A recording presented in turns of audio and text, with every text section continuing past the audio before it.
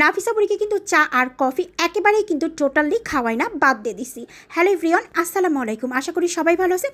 আলহামদুলিল্লাহ, আল্লাহর রহমতে আমরাও ভালো আছি। বিকেলবেলা ঘুম থেকে ওঠার পরপরই আমি একটু লাল চা করে নিলাম। আদা লবণ দিয়ে এক কথায় বলতে গেলে মশলা লাল চাটা করে নিছি। নেওয়ার পরপরই এখানে আবার চা দিয়ে বিস্কুট ভিজাই খেতে আমার বেশ ভালো লাগে। নাফিসা বুড়ির যেহেতু টনসিল ফুলছে, অলরেডি মুখের এক সাইডটা অনেক বেশি ফুলে গেছে। তো অলরেডি হাফ বেলাতে নাফিসা বুড়ির এত পরিমাণে কেয়ার করছি এবং আপনাদের এত দোয়া আর ভালোবাসাতে আলহামদুলিল্লাহ আল্লাহর রহমতে নাফিসা বুড়ি অনেকটাই সুস্থ হয়ে গেছে। তো চিন্তা করলাম যেহেতু চা কফি কোনোটাই নাফিসা বুড়িকে খাওয়াই না, বাট আজকে একটু চাটা নাফিসা বুড়িকে দিয়ে আরাম পাবে, যেহেতু একটু গরম গরম হালকা হালকা চা খেলে। তারপরে চাটা খাওয়া শেষ করে চলে আসলাম আমি নিচে আসার পরপরই দোকান থেকে কিছু কেনাকাটা আমার করা খুবই দরকার ছিল, কারণ না কিনলেই নয়, তাই আম্মুকে নিয়ে রাত্রেবেলায় বের হয়ে পড়লাম।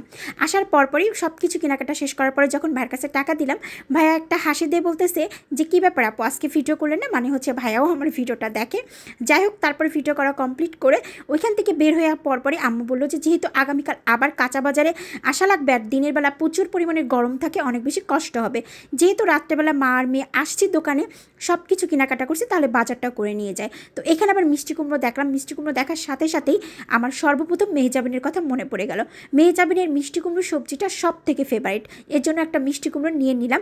তারপরে কেনাকাটা শেষ করে চলে আসলাম বাসায়। আসার পরপরই দেখি অলরেডি 8:45 বাজে। তো চিন্তা করলাম নাফিসা বুড়িকে এখন রাতের ডিনারটা খুব ভালো করে কমপ্লিট করে দিই। তো দেখতেছি নাফিসা বুড়ি এখানে বসে বসে পুতুল খেলাধুলা করতেছে। ওইদিকে ভাতটা খুব সুন্দর করে আলতো হাতে ভালো করে মেখে একবারে নরম করে নিছি, যেহেতু ওর চাবাইতে কষ্ট না যাতে লাগে। কারণ টনসিল হলে অলমোস্ট সবাই জানবেন কোনো খাবার গিলতে গেলে অনেক বেশি কষ্ট হয়, বিশেষ করে ও আরও বাচ্চা মানুষ।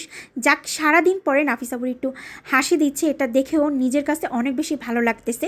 স্পেশালি সারাটা দিন আমি ওকে এত পরিমাণে সময় দিছি, কোনটা খাওয়ালেও আরাম পাবে, কোনটা খেলেও তাড়াতাড়ি সুস্থ হবে, সারাদিন কিন্তু আমি এইগুলোই করছি। আলহামদুলিল্লাহ আল্লাহর রহমতে নাফিসা বুড়ি রাত্রেবেলা অনেকটা বেটার ফিল করতেছে। তারপরেও আমি নাফিসা বুড়িকে বললাম যে আম্মু, যদি তোমার কষ্ট হয় তাহলে তোমার আগামীকালকেও স্কুলে যেতে হবে না, তোমার আমি জোর করে কোনো কিছুই করব না, তোমার উপরেই সব কিছু ডিপেন্ড করবে। বলছে আচ্ছা ঠিক আছে। তারপরে এখানে খাওয়া দাওয়া করতে করতে ও আমার সাথে কার্টুনের গল্প করতেছিল। আমি ছোটোবেলায় সবসময় টম অ্যান্ড আর জেরি দেখতাম, বাট ইদানিং নাফিসা বুড়ির মুখে এই মাসা না মাইশা কার্টুন, আসলে আমি খুব ভালো করে জানি না, এটা নাফিসা বুড়ির মুখে এত পরিমাণে শুনছি যে আস্তে আস্তে এই কার্টুনটা আমারও বেশ ভালো লেগে গেছে। যদিও আমার সব থেকে favourite cartoon Tom and Jerry. এখানে নাফিসা বুড়ি এখন নিজের ওষুধ নিজেই খাচ্ছে। নাফিসা বুড়ির জন্য আপনারা সবাই অনেক বেশি দোয়া করছেন, তার জন্য সবাইকে অসংখ্য ধন্যবাদ।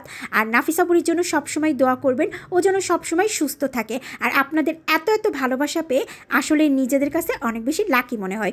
সবাই ভালো থাকবেন আর আমাদের জন্য দোয়া করবেন। আমরাও সব সময় আপনাদের সবার জন্য দোয়া করি। আর লাইক কমেন্ট শেয়ার করতে কিন্তু একদমই ভুলবেন না। সবাই ভালো থাকেন। আল্লাহ হাফিজ, গুড নাইট।